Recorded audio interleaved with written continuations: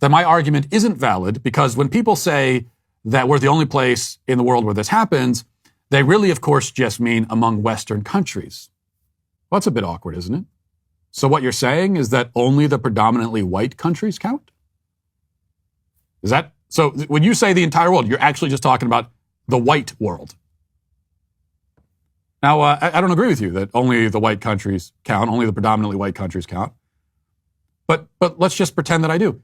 Is it true that we're the only country in the Western world where this happens? No. In fact, a ranking of annual death rate per million from mass shootings in North America and Europe, according to World Population Review, puts us at number 11, behind Czech Republic, Belgium, Finland, Switzerland, Slovakia, Albania, Macedonia, France, Serbia, and Norway. Now, you could point out that Norway makes the list. In fact, it tops the list, largely because of one major attack back in 2011. That's true. But that's what happens when you measure this on a per capita basis, which you have to, because Norway has 5 million people and we have 330 million people. So if you're going to compare us in the number of people that are killed in mass shootings, the only fair way to do it is per capita.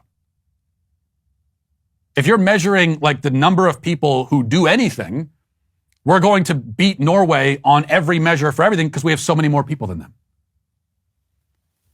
So when you measure it by per capita basis, the United States does not really stand out. In fact, John Lott with the Crime Prevention Research Center published a report about 2 years ago on this subject.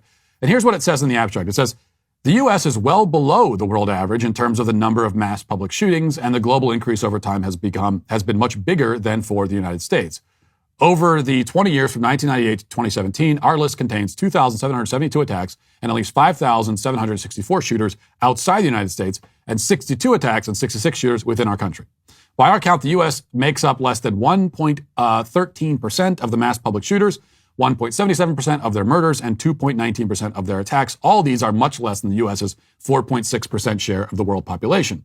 Attacks in the U.S. are not only less frequent than other countries, they are also much less deadly on average. Out of the 101 countries where we have identified mass public shootings occurring, the United States ranks 66th in the per capita frequency of these attacks and 56th in murder rate. Not only have these attacks been much more common outside the U.S.'s share of these attacks has declined over time. And this is all the case, even though the U.S. is unique in having such a large and demographically mixed population. So what does this prove? That we don't have a problem? That we should do nothing to protect our kids in school? Obviously not. All it proves is that the narrative from the left is false. And the fact that it's false is important, because the truth is important.